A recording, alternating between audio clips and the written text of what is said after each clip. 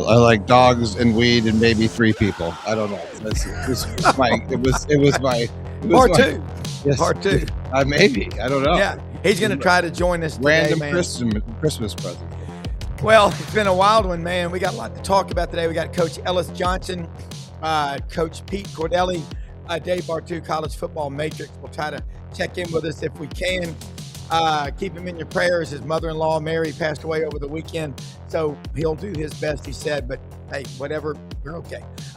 We got a lot to cover today. The chaos in the portal, guys coming and going. It's so out of hand. Just about every coach now is weighing in. I'm telling you, this is what the free market is. It's going to collapse on its own weight. People are paying these kids. They're walking out on contracts. We got bowl games. We got the CFP dogs playoffs. and cats living together. Mass hysteria. It is. But I do have 2 dogs and 2 cats that live together and love one another in harmony. It's pretty cool. Hey, be cool. Only in Take a your picture. house. Yeah. Take a picture with your phone of the QR codes. We're live on Twitter, Facebook, and YouTube. 8 channels of live streaming. We are the tip of the spear when it comes to this.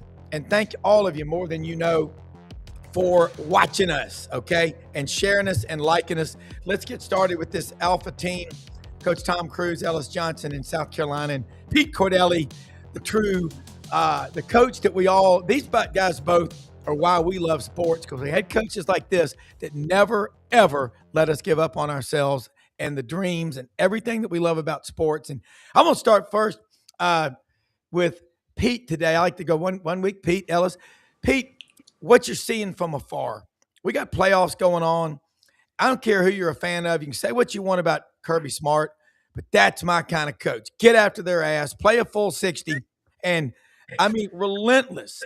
But, Coach, I've seen you coaching before, Pete. And Bobby Wade said to tell you hello. He goes, I love that guy. We were at the Christmas party Sunday night, Thursday night, and he said, man, doing radio, you kind of wrote the book, but how you doing? Merry Christmas.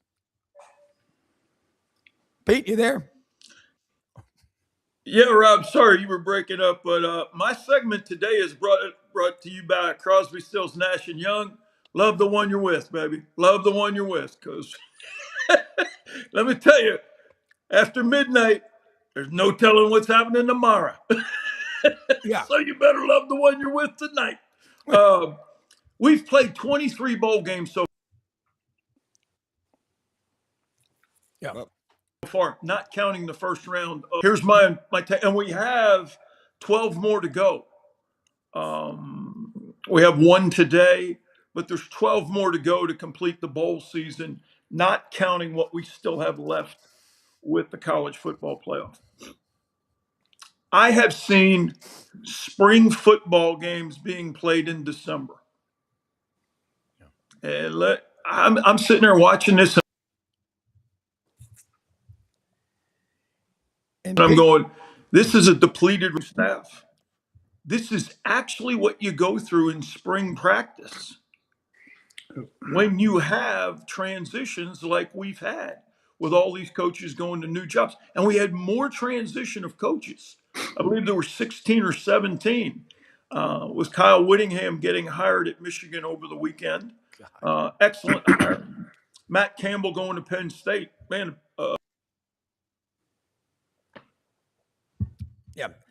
Fitzgerald going to Michigan State. I go back to watching these bowl games. I'm going, this is what spring practice is for. So what we've done is the bowl games now are taking place of the spring game, even though the portal starts Friday, January 2nd, goes for 9 days or whatever, 14 days. But we're seeing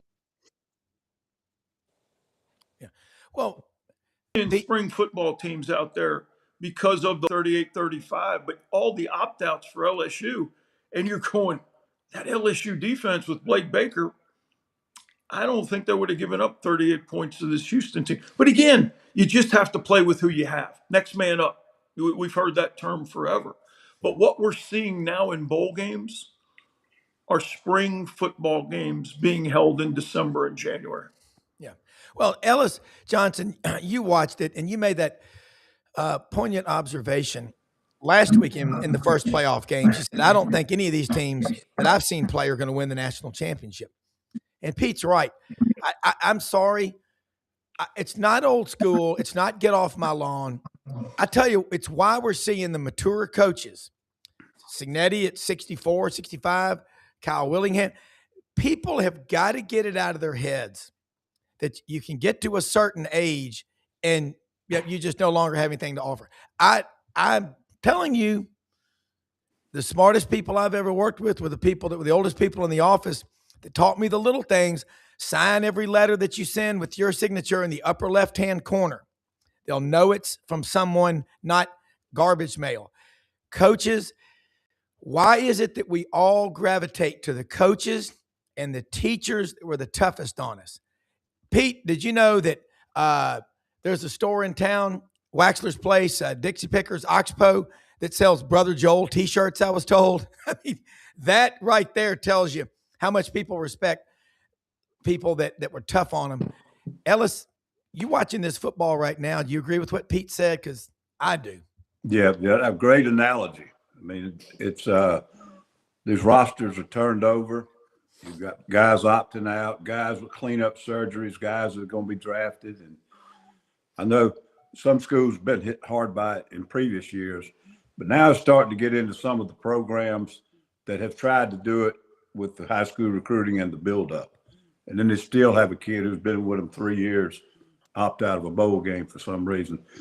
Excuse me. So it's a perfect analogy, because when you used to be old school or old times, you'd come out there for spring ball. You had about 40 new faces. You really needed to find out who was going to help you next fall. You could count on a few coming in the door that were going to be good enough, but this was going to be your new football team. And that's the way a lot of them look. The caliber of football hasn't been all that bad, I don't think. It's better than watching soap operas. But I think that that's a perfect analogy on what these games look like. And, we all said it was coming, and it's starting to really seep in now. The playoff is just decimating the bowl games. Yeah, and it has got to be fixed. I tell you, we all remember growing up, the great philosopher Jiminy Cricket. He said there's two ways to do things. Only a fool does things the foolish way, and there's the right way to do things. I don't think it's old school, get off my lawn. I think it's the right school. It's the right way. You go soft, you go easy on anyone. They're going to typically take advantage of you. Pete, look at these matchups coming up this week. And I'm looking in The Athletic, give credit where it's due. Dylan Raiola at Louisville, ? DJ Lagway at Baylor, predicting every P4 starting quarterback in 2026. I mean, that's like trying to do a 60-day weather forecast. Good luck on that one. Pete, I got Georgia winning the whole thing. I think they're playing better football than anybody in the country right now. You take a look at Ole Miss plays Georgia Thursday night. Let's get started with these matchups and what you think the key matchups on game day, Coach Cordelli, are going to be like. And Pete is frozen. Pete, you're muted. Okay, but Pete, you unmute yourself. We can't hear you. But yeah, Pete, you're good. Yeah. Pete, Okay. let's talk about that matchup, Georgia and Ole Miss. Here's what I did yesterday. As a matter of fact, of the 8 teams remaining, Texas Tech is scoring the most points with 4. Yeah. Well, 42.5 averaging. Alabama, but here's the amazing thing: on defense, Ohio State has won, giving up 8.2. Indiana 10.8 at 2. Texas Tech 10.9. Miami at 13. The lowest number of points being given up out of these 8 teams is 19 points, and that's by Ole Miss. That's what they're averaging. The lowest number of points being scored is 31 by Alabama. The lowest number of points being scored. Georgia's. Yeah. So Georgia's averaging 32 points a game. They're 7th on offense of the 8 teams left. But this Cotton Bowl game on Wednesday night, I mean, Miami, they're averaging 32 points a game on offense, but they're giving up 13. Ohio State's averaging 35, giving up 8. But the difference to me is Miami's plus. Pete, hey Pete, can you reboot? Miami has been beneficial. I'm sorry. Yeah, can you reboot and come back in? But you're breaking up about every other word. All right. Okay, thank you. And Ellis, when you talk about what you know how Dave Bartoo always says that that we have not had a team in this century that has not been in the top 3 in either offensive scoring efficiency or defensive scoring efficiency win the national championship. It seems like this year we're having to compartmentalize it and say in the last 6 games, Georgia's in that elite status.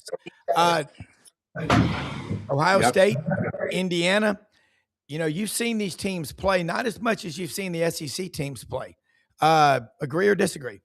Yep, I think that's a good point. I'm also, a week or two ago, I said that the bye was going to really be a huge advantage, and I didn't see how a college football team was capable of winning 4 in a row. And so I think it almost eliminated the first-round teams. Now I'm starting to have a little second thoughts. How much is this bye going to affect these teams that have been sitting out now for 3 weeks? Are they going to be rusty?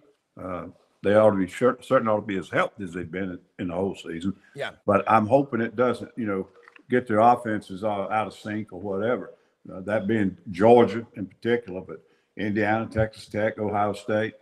It's if you just try to pick them, I think you're just flipping coins. But I do think if you look at the last 4 to 5 games that they've played, Georgia seems to be finding out who they are and playing more to the identity than anybody else. Yeah. Indiana, it's almost like there's no way they're going to be able to win every game this year, and they haven't lost one yet. Yeah. It's going to happen. It's going to happen. You just don't know when. And then the thing that somebody put out the other day about the 5-star, 4 stars, 3 stars, et cetera. Yeah. Boy, you compare those things, and Alabama sitting there combining 4 and 5s. They got 64 players on their roster with 4s and 5s. Indiana's got 7. And so where I thought this was going to be Indiana would eliminate Alabama, it's going to be interesting. And, of course, that layoff could affect Indiana in a little bit of a way that their offense is not in sync, too. Yeah, well, I remember in 2019, Auburn was playing Minnesota in the Outback Bowl, and I looked at the rosters of Auburn in Minnesota, PJ Fleck. I tell you what, that outfit he had on in the bowl game the other day, he looked like a dentist in that white jacket he had on. That was pretty cool. But anyway, I looked at the roster back then. And Auburn, you worry about these teams. Do they care? Now, Gus said we're going to get butter, B-U-T-T-E-R, not better, but butter. We're going down there to get butter. Auburn had 63 players on that roster that were 4 or 5-star players. I remember that, 63. Minnesota had 4 players that were 4-star. The rest were 3s, 2s, or unranked. And they curb stomped Auburn in that bowl game. But the one player who played the full 60 and did not let up, was diving for loose balls, fighting, scratching, and clawing, was a kid out of Sugar Hill, Lanier. Y'all remember Derek Brown that played at Auburn, big defensive lineman? That was a full-grown man. And Matt Rule and the Panthers executive said the reason they chose him 7th in the draft is because in a game when it was out of control, no way Auburn was going to win, he was still playing with a full 60 mentality. I mean, it's just – this 4-star, you know what Indiana has on their roster, Pete and Ellis? 0 5-stars, 7 4-stars, and 55 3s. Of the 4 branches of the military, which one gets the least funding? Army, Navy, Air Force, Marines, the Marine Corps. I'm not biased, just got a lot of family members, brother-in-law in the Marine Corps. Who's the most feared fighting force on the face of the earth? It's what you do with what you got, Pete. You know that. You're muted again, Pete. We got to get you. Yeah. But, there you go, Pete. There you go. There we go. The host, It's Christmas and New Year's week. Dogs and cats living together. We got the host Pete's has back. unmuted your mic. So thank Go ahead. Signetti brought a bunch of guys with him from James Madison. Yeah. And so he wasn't getting a bunch of 4 stars, 5 stars at James Madison, but he develops players. His coordinators, his staff, there's been continuity. So the plan has been the same from Indiana University of Pennsylvania to Elon to James Madison and now to Indiana. Nails on both sides of the football. The one position he has changed is the quarterback, obviously from a year ago to this year. And it'll be interesting to see who the quarterback is that takes over for Mendoza. But when you have a plan of development, which Ellis has had for for players ever since he started. Yeah. Well, you're talking about coaching. That's what we were taught. Where's he going to be in 6 months? Where's he going to be in a year? Let him grow into his body. I mean, you take a 17, 18-year-old freshman going against 23-year-old seniors. So I just, Signetti and his staff have it down how to develop players, and they have a plan. They stick to that plan, and they have a plan during a game. Yeah. And well, Pete, I don't. So for them to be, I really like what Indiana's doing. I don't know what are you on location or you're not in your normal studio today? Yeah. Okay. Yeah, Because it's breaking up. But you're talking about player development, and I'm going to say to Ellis and Pete, both of y'all, I always hear people say you can't coach speed, but if somebody's a good athlete, you can get them faster if they've got the raw talent to work with. Would y'all agree with that? The speed is one thing. It's hard to change it much. I'm a great example. Yeah. But Well, you got to recruit speed. I mean, you can. I'll say that we've always felt like you could develop quickness and increase that, because a lot of quickness is body control and vision too. Quickness on the football field starts with the eyes, but raw speed, you better recruit that. yeah. Well, you think, okay, Pete, the quarterback position. I heard some interesting stuff about Jared Curtis, the quarterback up in Nashville Christian, who had been committed to Georgia for a long time. And I'm going to get Pete's thoughts on this. But Ellis, when you talk about developing linemen, when, Jadeveon Clowney came out of Rock Hill, South Carolina, and you sent me that story about the number of NFL players that have come out of that little town south of Charlotte, Rock Hill, South Carolina. Not too far from Gastonia, is it? No, it's very close. Not far from my hometown, right down I-77. So you grew up going to Charlotte when you went shopping for the big city, didn't you? Well, we got to Charlotte. We may have got to Charlotte once every 2 or 3 years. Well, what about where was the big city for you growing up? Columbia? Well, if you can call it that, it was Columbia. Well, Ellis and the boys. Now we had a movie theater in Winsboro, and you had to take 2 sticks with you when you went to the movie. One to prop up your seat, and the other one to beat off the rats. Hey, that was fun. I got one of my buddies was at a hunting club over in Colt, Arkansas last year. And he said, I noticed there was a pellet gun, an air rifle by every bed. And he said, what's this for? He goes, we got a lot of rats. He goes, we call this place the Rats Carlton. But hey, Pete, you're back with us.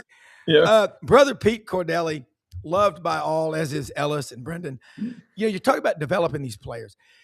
I heard someone telling me about Jared Curtis, who knows the Nashville market really well. He moved out from his parents. He bought like a Lamborghini. He bought all these things. The kid is in high school. Good God Almighty. What's it going to be like as a coach trying to bring this kid into reality when he gets to Vanderbilt? I just think about Clark Lee and what they're going to have to deal with. Kid drives up in a nicer car, because I'll bet you money Clark Lee does not drive a Lamborghini. He probably drives an F-150 from LandersFordMemphis.com. Go ahead. Well, before the Lambo, he was driving a brand new Corvette that was red with black interior when he was committed to Georgia. Then Yeah. he started flirting with Oregon, and all of a sudden, he goes back to Georgia and he gets the Lambo and Well, and he gets all that stuff. But I don't know, Rob. There's some concerns about his off the field stuff. He's been living in an apartment for the last 2 years, pretty close to the school. He hasn't lived at home in 2 years. Now, he did practice the last 5, 6 days with Vanderbilt here in Nashville before they left for Yeah. Well, and Tampa Pete, for the bowl. yeah. And then I believe he went down to Tampa. But he's look, when Clark Lee didn't do anything to discipline Pavia for those comments about the Heisman voters, Clark Lee's not going to do anything to Jared Curtis. This is the TOE acronym, talent over everything. Clark Lee, to allow Pavia. Yeah. I mean, he didn't do say all that. anything to Pavia And for those what Pavia didn't comments. figure out is, no.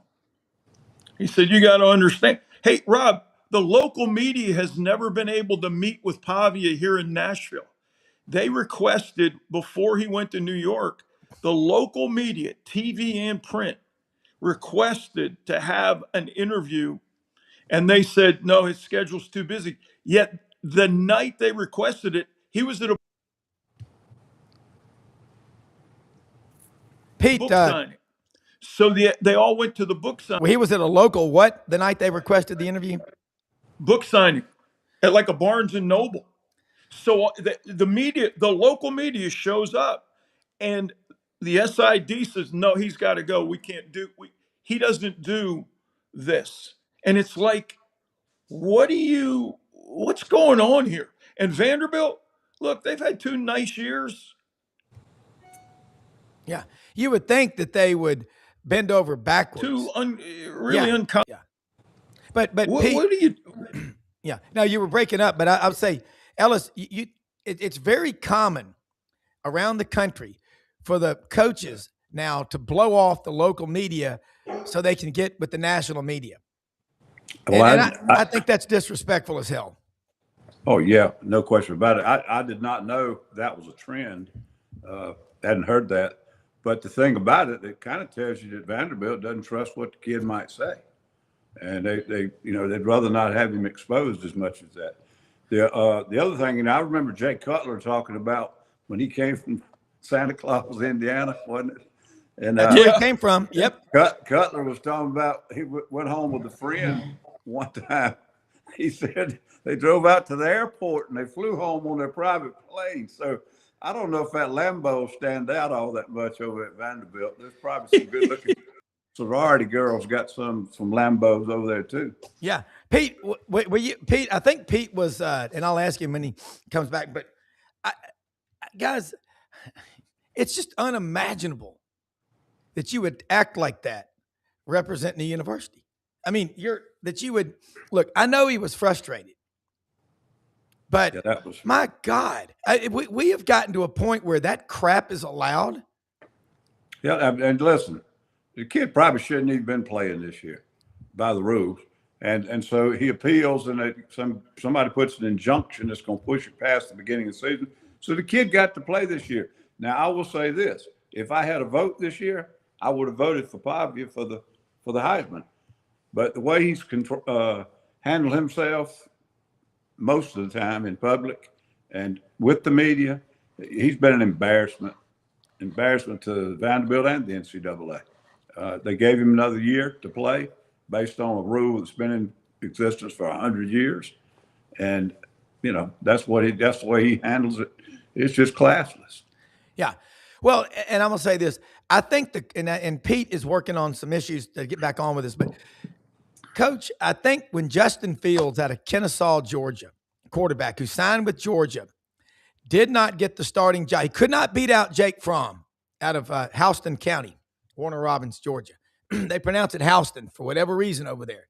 They also call it the name from central Alabama through central Georgia. Starts over in the Black Belt in Selma in Dallas County, Lowndes, Jordan, not Jordan, but Jordan. But I think about just the Justin Fields when he didn't get that starting job and he threw a fit like a 2-year-old and they let him transfer immediately to Ohio State. That's when this crap started. And you if your kids, Ellis, you got 3, I got 4, Pete's got 2 daughters. If your kids act like fools, don't follow the rules, and embarrass themselves, your family, whatever, and you keep giving them an allowance, keep giving them money from their trust fund, whose fault is that? That's on the adults. But when Justin Fields, Pete, remember when he threw a fit about not being the starting quarterback at Georgia? Now anyone can do anything. At some point, people got to stop because the Jared Curtis stuff, I didn't know this about Diego Pavia. Suddenly, my admiration for this guy, this great story, that meter's kind of going, whoa. I mean, you talk about a spoiled brat and all the. Go ahead. I'm sorry. I don't know what's going on with the connection today, but Man, Diego Pavia is you're messing with your Wi-Fi. I wouldn't doubt it. He's trying to get his brothers out of jail again, I think. Are you kidding me? Oh, they got arrested twice after games. This is becoming the Kardashians 2.0. But Reese Davis. Yeah. Well, Ellis even said he. What did Reese say? Pete, what did Reese Davis say about him? He regrets his vote for Pavia for the Heisman after Pavia reacted the way he did. Well, I can tell you, I worked with Reese for 2 years at Channel 3 in Columbus, Georgia. That's a good guy. He's a damn good guy. He's one of the best people you're ever. I mean, you talk about integrity. He's a great guy, great man. For him to say that is stunning. No, I mean, this Vanderbilt thing, it's been local, that the local media is really upset that they haven't had more access to Pavia because the Vanderbilt people, and the question now has come up, why are you protecting him? What's going on? So now what this does, I'll tell you, Pete. And Ellis knows this, NFL people. There's a lot of red flags going on about Pavia. I don't think he gets a shot in the league, but it's really a bad look to end up his career at Vanderbilt the way that it has. Well, I tell you, Ellis, if you had a kid like that, you were the head coach. I don't care if it's 1983 or 2025. Wouldn't you take him in your office and say, son, you've generated all this goodwill and you are just burning it up and throwing it overboard. And you could, and I don't know if you're going to make it in the NFL or not. I hope you do. But if you don't, what are you going to do? Just become an MTV star or something? I mean, it's just silly. Yeah. I mean, obviously it shows that they don't have any trust in what he might say to the media. Now, you can't protect them from the national media because they go to things like bowl games or playoffs or whatever, and they get access to everybody.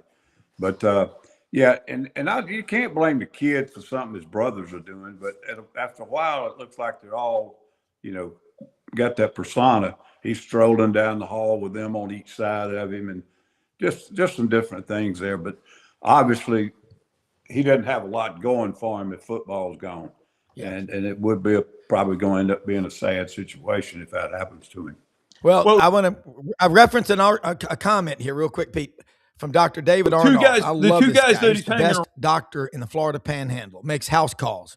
Just ask anybody down there. Dr. David Arnold says about maybe that's why Pavia and Johnny Football have a lot in common. That was the canary in the coal mine when they had him on the sideline at that game. I was like, you don't do that, Pete. But you think you and Holtz would have allowed that? Oh, hell, Lou would have. Are you kidding me? I mean, Pete. Lou didn't allow facial hair, but no hair coming out of the back of your helmet and no jewelry. And here's why. When we were at NC State, we're watching film of a recruit, a running back. He gets hit, his helmet pops off, and he has a ring. He has a circular earring, and a kid got his finger caught and ripped the bottom of his ear off. And Lou said, "This is a safety measure." Oh, woo. Yeah. I mean, Ellis. And if you don't like it, you're not. But that was Coach. He said, "Look, during the season, we're going to look sharp because if you look good, you play good." And that was his rule during the season. He said, "Come January or after the bowl game until next August, you do what you want. But when you're on my team, here's how you're going to look and here's how you're going to act." And he always said, "You score a touchdown, act like you've been there before, hand the ball to the official." Yeah. Well, and Ellis, isn't about you putting on a show. Yeah. No, that wouldn't have happened. And I'm going to tell you something. I'm so glad Reese Davis said what he said. I didn't know this. I've been a big Pavia fan. And now that I'm finding this stuff out, for Reese Davis to come out and say he regrets his vote for Pavia, and Reese, born and raised in Hamilton, Alabama grad, still a good person, and love him. Ellis, y'all, I'm sure you've met Reese before, but that's powerful for him to say that, and that he would say that in this day and age of where they could wipe you off, because you say something. Oh my God, you might offend someone. I didn't realize, but Nashville people keep telling me he's becoming the new Las Vegas. People come there for 3 or 4 days, buy a bunch of country clothes, go out on Broadway and just go crazy and just disappear back to their lives. All right, let's talk about, I want to ask y'all about these matchups. We've got Alabama playing in the Rose Bowl against Indiana. They're a 6-point underdog, Ellis. And you've got the losingest program in the history of college football, Indiana. And you've got the winningest in terms of national championships, 18 at Alabama that they claim. They could probably claim 27. They really could. But Indiana's a 6-point favorite. And again, that roster, it's unbelievable what we've got going on. Hey, can you reset on Pavia again? Pete, what you just said about him. Ellis wanted to do it, and then I'm going to go back to you. Brendan asked if you could do that because it was chopping up. We want to get what you said about Pavia so everybody can hear this because, again, I don't hate the kid, but I don't like the behavior. After Pavia's comments when he didn't win the Heisman, where he said, "F all the voters." Yeah. Reese Davis, Pavia, after that reaction, because Pavia needs to understand a lot of people did vote for him. Yeah. And I was one of them, and I regret my vote. And that's Reese Davis said that. Yes, it's on ESPN. You can look it up on their website. I mean, we haven't had, Ellis, a major national media figure like Reese Davis, the host of ESPN College Football Game Day, who's just a stand-up guy, to come out and say that. Have we ever, in this day and age, I had a few beers one time with Beano Cook at the Holiday Inn at I-240 in Poplar in 1994. I'll just say, I'll never forget that night. Go ahead, Ellis. Well, I think it does make a strong statement by Reese, but I think by the time all that got out on Pavia, it wasn't a very bold thing to do. I think there were probably hundreds of them that wish they hadn't. And I would have voted for him. That's who I would have picked for the Heisman. But after he handled it the way he did, he's not a Heisman Trophy winner. He's not really a college football player. Yeah. He's just. Ellis, here's the thing. This is what blows my mind. Pete, you got a brother that went to West Point. Okay. Ellis, you have 2 brothers. What are the odds? Why is this show so successful? We got the best executive producer in the world. But look at the kind of character and the kind of households that y'all grew up in. Let's be honest, which I always am. there's certain high character individuals. You're not getting into the academies if you don't grow up with the right values. I'm kind of, and then Jared Curtis. I mean, this is the person that knows the Nashville scene. Told me this, Pete, and I'll tell you and Ellis more. It's wow, you're bringing that, but here it is: DJ Lagway to Baylor, Dylan Riola at Louisville. This kid. That's where we know he's going to be right now. I mean, while the ink dries, if you can use that term anymore. Pete, Alabama, Indiana. Let's start getting fast paced. What scares you about Indiana? And if you're Indiana, what scares you about Alabama, other than the fact that they're Alabama, and that's worth a touchdown? If I'm Indiana, I'm not scared of Alabama at all. That offensive line, when you can't run the football, and we know we can get pressure on Ty Simpson, the guy who's missing an MIA is Ryan Williams. Yeah, Ryan Williams, Pete. Jimmy Bernardin, he's from Oakland High School, Oakland, Tennessee. Went to Miami. He transferred in, and he's become Jimmy and Isaiah have become the go-to guys. Cuevas, the tight end, if he's healthy, this layoff obviously has helped Alabama. But if I'm Indiana, Signetti's telling his guys the only adjustment we're making is with our chin strap.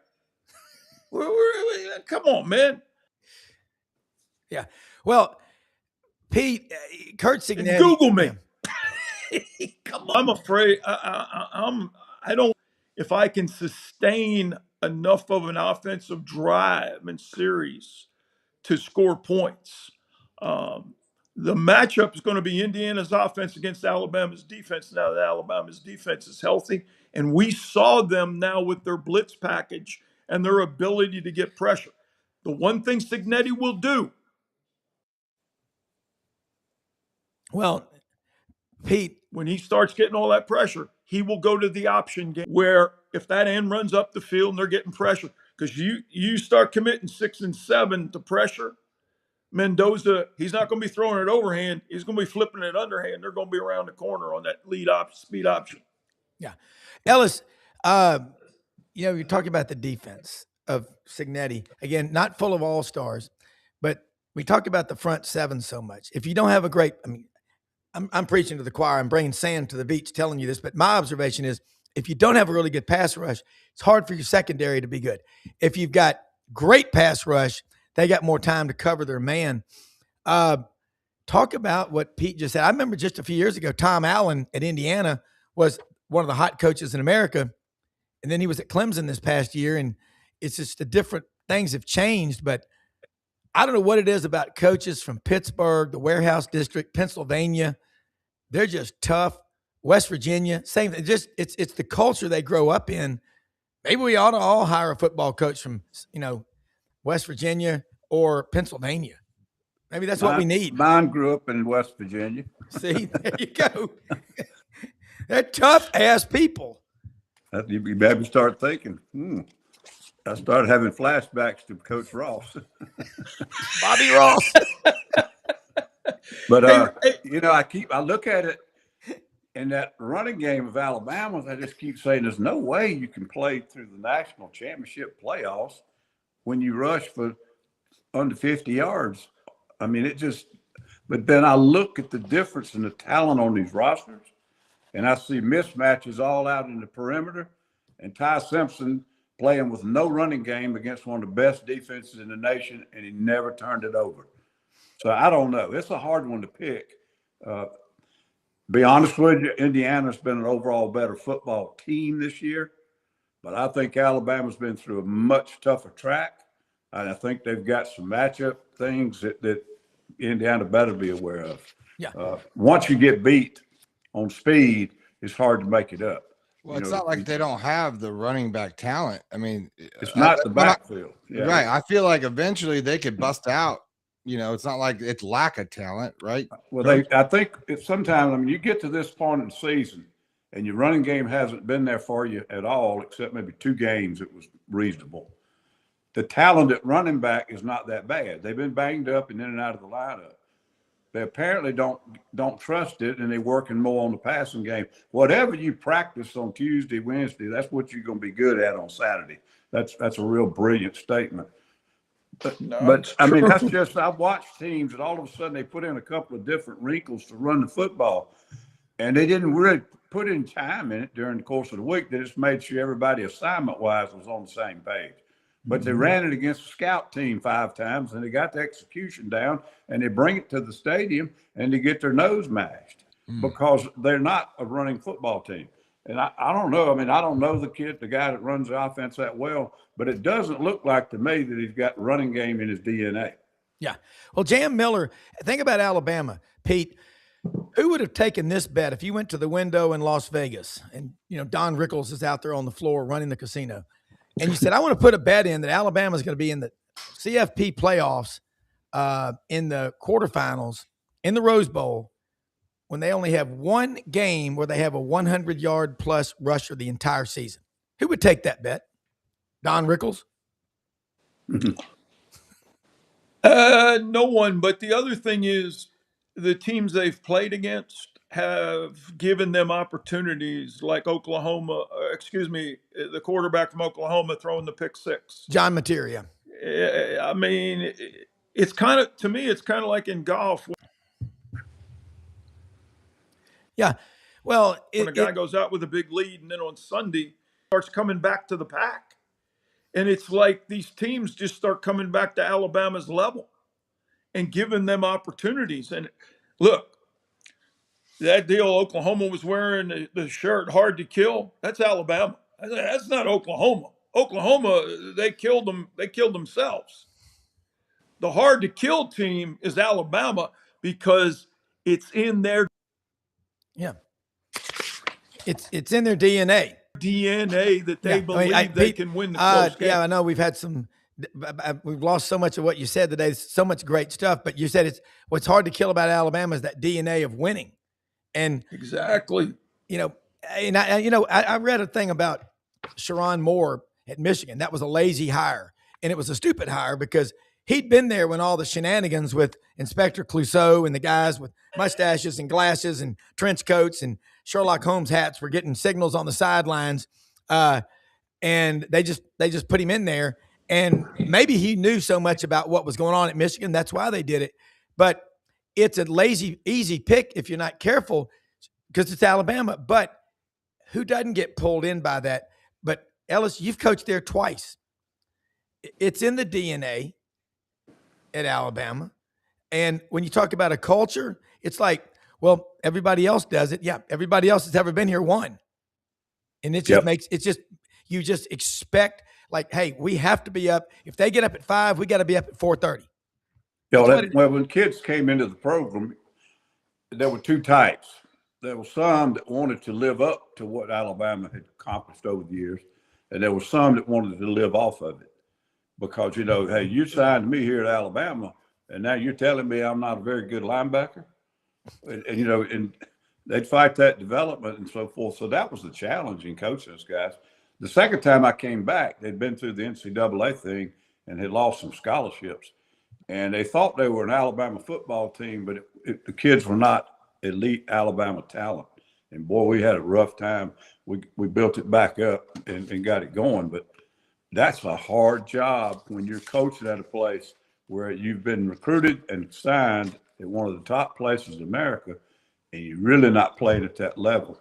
And now you got to hang your shingle out and see if you can psychologically get them to understand you ain't who you think you are, and you're going to have to play with a little bit of a chip on your shoulder and a blue-collar mentality because that's who we are, and we're not going to win without that. So that's kind of like the guys born on third base and thought they hit a triple. Let me say this. Welcome aboard, Dave Bartoo. Our prayers for your mother-in-law, Dave. Mary. And I know you've been going through a lot, but we love you. Merry Christmas. And thanks for sharing some time with us, man. Let her rip. Yeah, no, I was like, I forgot what day it was. I'm feeding all the critters and coming in from outside. And I'm like, and then I pick up my phone and I see Buddy Martin's like, hey, Bartoo's going to be on the show. Well, I'm damn it. I better get on this show. Buddy's telling me to get on the show. Well, hey, look, I love it. He's out there. He's got the raincoat on. You've become quite a very popular, as are Ellis and Brendan and Pete. let's talk about these games. I love what you say. I can Yeah. tell the stories just by the numbers. I don't even have to watch the games, and you actually can do it. Yeah. We hadn't gotten yet to Oregon, and No. I just it's funny how close Oregon's getting. You're an Oregon guy, Matt Dean, because his son Tyler's on that staff. They got to play Texas Tech in the Orange Bowl. What jumps out about that matchup, or any of these other matchups that's got you up at night? Nothing's got me. There's a lot of other things that have had me up at night the last 3 weeks, buddy. But one of them. But it is. I am excited about Texas Tech from the standpoint of this is a top three on paper, a top three defense. And I know a lot of folks listen and be blah blah blah blah schedule this, that, and the other, and strength of schedule doesn't mean anything. If you take the strength of schedule of all the playoff games, it's about 50-50. So it's a non-factor for me.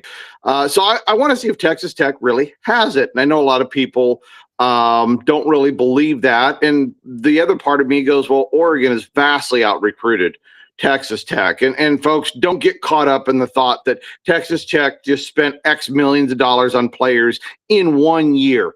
It's freaking Texas Tech. It's still Lubbock, and recruiting takes 4 years of getting guys in and out and trying to get any kind of continuity.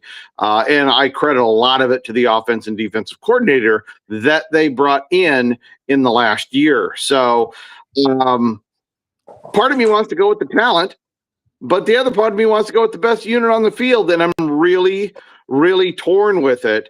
Talent wins football games.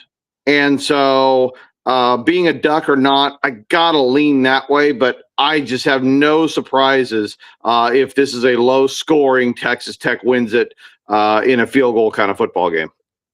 Wow. It's across the country. It's been a while since Oregon. They got that win, the 20th against James Madison. You were at that game. Yeah. Dan Lanning, he's smart. He's like Kirby and Nick Saban. They find something, even in a 50-something point scoring jaunt, something to coach on. I always loved that. As a kid, I'll never forget hearing Tom Osborne in the locker room after a 41-7 victory over Auburn. He was going, well, we were concerned when the defense gave up the points there late in the game and blah, blah, blah. And it's like, you just won 41-7. But I love that. That's Dan Lanning. He's from the Midwest, by the way. He's from the Midwest, by the way. I'm not sure if it's regional. I think it's wired into people, especially coaching at the highest level, whether it's college or pros. It's a different genetic makeup. It really is. I could never do it. There's just absolutely no way I could do it. So I think they're just the way they're raised, the way they're wired, everything. But Dan does try to find ways to keep his guys motivated and focused. And I think that's a big deal when you're an athletic director trying to hire somebody with the turnstile of the portal right now. This is college football, unfortunately, is becoming very nameless, very faceless, very unfollowable. Because it's a turnstile of mercenaries looking to get paid, not to improve, just simply get out there and get paid first and play second. So it's very difficult for the fans. It's extremely difficult for the coaches. And I think you got to hire somebody that is wired to psychologically try to motivate today's player. And I think Nick was very, very good at it. I think Kirby is very good at it. And I think Dan has learned that part either through his life and or with Kirby. If you read between the lines, it's a constant form of motivation for the next play, for the next game, for the next practice. And I think a lot of people can learn from that in terms of coaching today's player. Ellis? Yeah, that's a great point. Being able to motivate each week. I think fans, look, say who's got the, pregame speech or what do you say to them in the locker room after the game or halftime motivation, all that. It's a day-by-day thing, to get them to focus, even in meetings. They come in with a little bit of lackadaisical attitude in a meeting and miss a key point. Then you have it blow up on you in the third quarter. So, yeah, it's a day-to-day thing, man. Dave, we were talking a little earlier, though, this chart that had the 5-star, 4-star, and all the breakdown for each team. And that Texas Tech, Oregon's the second biggest difference. If you just count 5s and 4s, Yep. 37 more on Oregon's team than there is on Texas Tech. Of course, can't but 11 going to be on the field at the same time. But I don't know. That's going to be a really interesting one. I think that Oregon's got the best chance out of the teams that came out of the first round, best chance to win this week and advance. I think the other ones that had to bye, I think they're in a little bit better shape. But it's a hard one to pick. Yeah, I don't disagree with you. I mean, the narrative of recruiting win college football games, I started that back in 2008 with my original research into recruiting.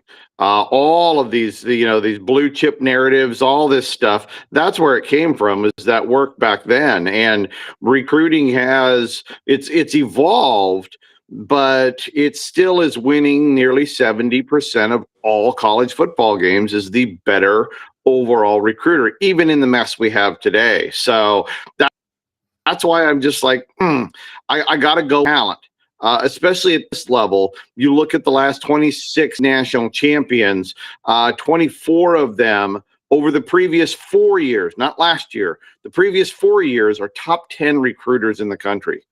Okay. If you don't have top 10 talent, you better have a first pick quarterback, like Clemson did with Deshaun Watson. So, outside of that, I've always gone to the talent, even in this topsy-turvy world. And that's why I still think Oregon is going to win this football game. And I 100% agree with you, Ellis, that they have the best shot of getting that first round win of the 4 this coming weekend. Coach Neshamny. Yeah. Hey, Dave, thoughts and prayers to you and your family, man. Thank you, boss.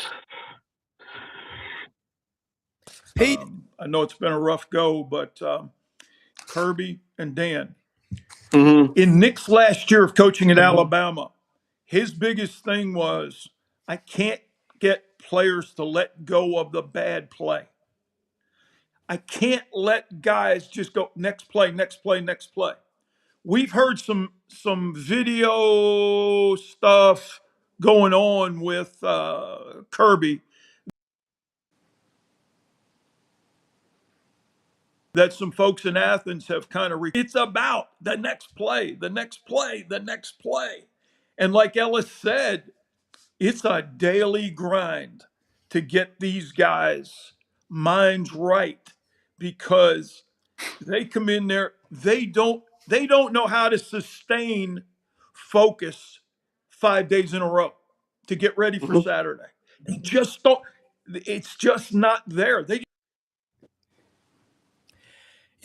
well, just think, well, tell me what I'm going to do and I'll go out and play. But Nick was really upset his last year at Alabama that not enough players could let go of the bad play because, oh my gosh, I might not get the money I want when I transfer. I'm looking bad. Rather than I let the team down, it was all about I, me. And that drove well, you think Nick crazy, drives Kirby, it drives a player does. We got issues. Yep, I totally agree on that one. Rob?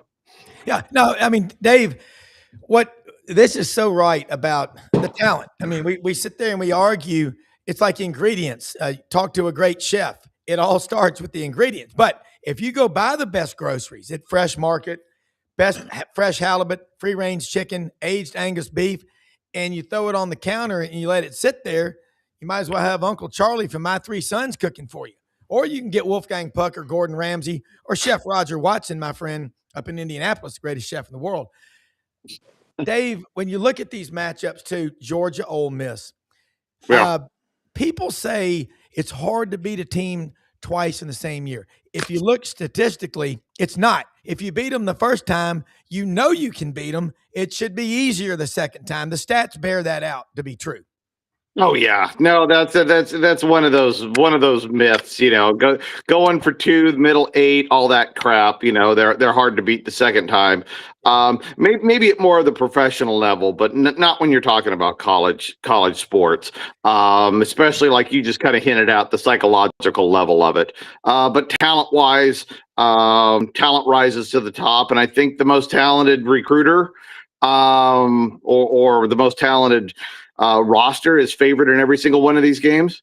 So that first quarter, though, for the underdogs, be mindful of anybody that can get back-to-back scoring drives.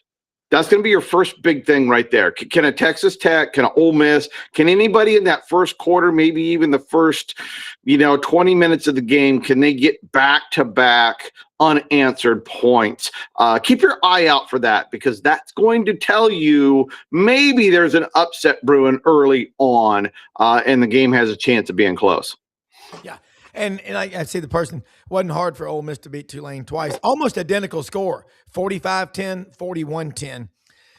And Ellis, along the line of what he said, the reference point was the SEC championship game. The team that plays in the regular season and gets the win usually gets it in Atlanta second time around. But it wasn't that case this year with Alabama and Georgia. Ellis, jump back in here. Great stuff here on this Monday morning, December 29th, 2025, the last Monday of this calendar year. Next Monday, it'll be a new year. Shocking revelation, Ellis. Yeah, Dave, we were talking about Alabama game before you got on. So that's the one. And that's another one where the talent level is just absolutely distorted by these recruiting stars. Yeah. Alabama got 64 5s and 4s, and Indiana has 7. 57 difference, but they're supposedly a touchdown favorite, and we went round and around and around. So I wouldn't mind hearing your opinion on that game, because it's a hard one to pick. It's impossible. Stop asking me these questions about these teams. I mean, it really is, because from a talent standpoint, on paper, you immediately gravitate to Alabama, but I'm sorry. I'm not sorry. I mean, we're watching in Cignetti the single greatest 2-year run of my lifetime for college football. This is nuts. It's not real. I mean, look, in Indiana, they have changed their recruiting, right? They recruit about as good as Kentucky. That's who Alabama's playing. That's the kind of coaching that Cignetti is doing. I think hidden in a lot of this, though, is the continuity. I think that's going to be a big word going forward. It's something that Dan Lanning has kind of gravitated to here locally as well. But if you look at Indiana, you have coaching continuity. You've got the same head coach. You got the same offensive coordinator. You got the same defensive coordinator. You got the same special teams. You have the same coaching staff for the last 4 years, basically. And a lot of these kids have been there all 4 years. This game to me is a manifestation about continuity, because Alabama doesn't have it. They lost Nick. They brought in Kalen. They brought in 40, 50 new kids. It's talent versus continuity, because Kalen and Cignetti are both absolutely top 5 outstanding head coaches in the sport, in my opinion. But I think the difference is that continuity that Indiana has right now, and that's closed the gap. It'll be interesting going forward when that continuity goes away, maybe a little bit, but they re-signed their OC, they re-signed their DC. You could not get me to bet money on this game at all. Yeah. I mean, it is crazy. And we hadn't even talked about, Dave, Miami and Ohio State. And you made a great point, really resonated with my thick head about strength of schedule. It doesn't matter. All you got to do is look at that roster of Ohio State, and they could parachute in from Uranus, and you'd know they are a great team. Exactly. Does it make Georgia any worse if they play all Sun Belt teams? No, it doesn't. Right? Well, it's actually better, in my opinion, because you're healthier. The easier the schedule with the better team, the healthier you are come this time of year, and the chances you've had to get more depth being played. It's just greedy fans that want the better games all the time. It's not about the eye test or anything like that. So it'll be a fascinating study. But yeah, Ohio State and Miami head coach favors Day. Offensive coordinator, I think that's kind of a mix. Defensive, Matty Patricia's had just a under the radar fantastic year in his first year in college football. Actually, quite unbelievable. So I agree with the line in that Ohio State's gonna win this football game. Dave, Pete. I'd like Miami to pull the upset. I just think that they're more physical. Ruben Bain, Messador, the Miami defense is starting to play like the Miami defense of old. Saying doesn't impress me right now with pressure. When you have the two best receivers that he has in Carnell Tate and Jeremiah Smith, and you can't get them the ball. But the X factor to me is Carson Beck. Is Carson Beck going to step up and get it done? Or is Carson Beck going to be like the deer in headlights when Ohio State and Patricia start changing up coverages and making them do different things? This one's going to be a rock fight. I don't see a lot of points in this game. And Miami. Well, and we're going a couple. This is their look. They got screwed the last time they put in the end zone, and those Miami people, they haven't forgotten that stuff. Yeah. But you know what? Different time, different scheme, and all that. But you know what? It's being used as a chip. We talked about Lanning using different things to motivate. Mario does the same thing because that's from Nick. They all learned that from Nick. You find a little piece to motivate your team. But I like Miami because I just think that. Well, I mean, and Pete, defense will get pressure on. So, Dave, you think about that in this extra innings, we're going a few extra minutes, powered by hempforpros.com, hempforpros.com, energy gummies, chill, lights out, also the pain topicals and the roll-on. I'm telling you, Dave, at Heal this, like you said, it stops the pain so your body can heal. And I've been using it. Hempforpros.com, energy gummies, providing these few extra minutes of insight from three of the smartest people on earth with the best executive producer on earth, Brendan Martin. Dave, when we think about what he just said, finding things, Christopher Columbus High School in Miami graduate, Mario Cristobal. A lot of people have gone to school there. So who right now, Georgia, are they in the top 3 scoring efficiency right now for the whole season, offense or defense? Not even close. No. Nobody in the SEC was. You had Oklahoma that was top 10 scoring efficiency defense, and Vanderbilt top 10 scoring efficiency offense. There was nothing else in the top 5. There was nothing. I mean, this is not a good conference. It is, it has a lot of talent, but the talent hasn't been playing together. This goes back to the continuity. There's still going to be a ton of guys drafted in the NFL, but these guys aren't playing together. They're not learning to play as a team. You can see it on the field. You can see it in the numbers. They're still 11-1. Yeah, they're still 12-1 or whatever the record is. But these SEC teams today would get their ass kicked by SEC teams from just a few years ago, because the continuity's there. The system has been there. These guys are now all just moving around, and the records maybe aren't changing that much, but the quality of play, in my opinion, is completely changed, and it is very, very evident that it is down in the SEC. So Georgia, Ole Miss, one of those teams has to win, but neither one of those, in my opinion, they can still win the national title, but are they a national championship level offense or defense? No, I don't believe they are. Well, and before Dave, and to go along with the continuity deal, Ryan Day now calling plays. That breaks up the offensive continuity of Ohio State. That's something I forgot to say. Earlier in the show, before you came on, I said Signetti's had these guys with him from Elon to James Madison. And I'm he froze a big up. believer in continuity as well. Yeah. But Ryan did this game. It could.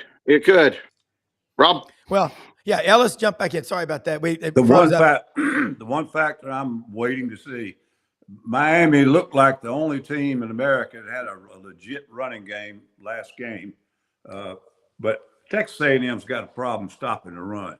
Their run stats would be even worse, but if they take those sacks off of it. But if Miami can run the football successfully against that front, Ohio State, they'll have a chance to beat them. If they can't, they're going to get beat double digits. Yeah. Dave, last thing.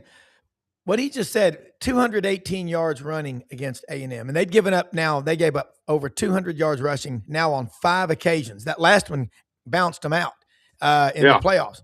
So before you go, and let me say something, folks, find all of our sponsors, www.sidelines.live.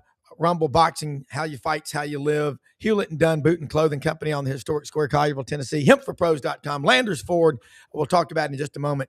Dave, parting words for people, because you won't be back till next Monday, maybe later in the week, but you got a lot you're working on. I know you got a lot to deal with, but parting words about these 4 playoff games that are coming up, anything people can look for. Y'all both have laid it out so well.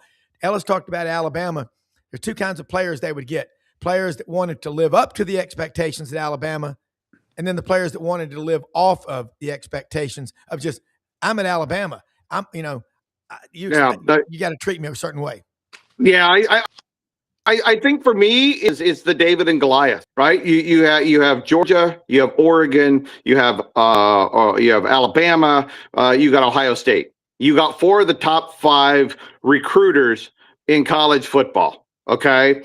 Talent wins football games. Do they all win this weekend, or does teams like a Texas Tech, Indiana, Ole Miss, a lot less talent, get the W? So to me, that's kind of the story of the weekend for me is, can the little guy keep hope alive in the playoffs this coming round of games? Yeah. Yeah. And I think that's a great, there's going to be so much to watch. Look, great show today, everybody. And I'm going to tell you what, I'll let y'all go, but I'm going to be glued to these TV sets. I'm going to the Liberty Bowl Friday. Don't care who's playing. It's college football. But anyway, love it. I've got a lot to cover. So, hey man, most often we see the face of Christ in the least among us. Check out all of our sponsors. Landers Ford, they're open every day except Sundays, man. Don't forget it. Everybody watching, and EP, Brendan Martin, thank you. Have a great day. Stay tuned to this channel. A lot of football to come.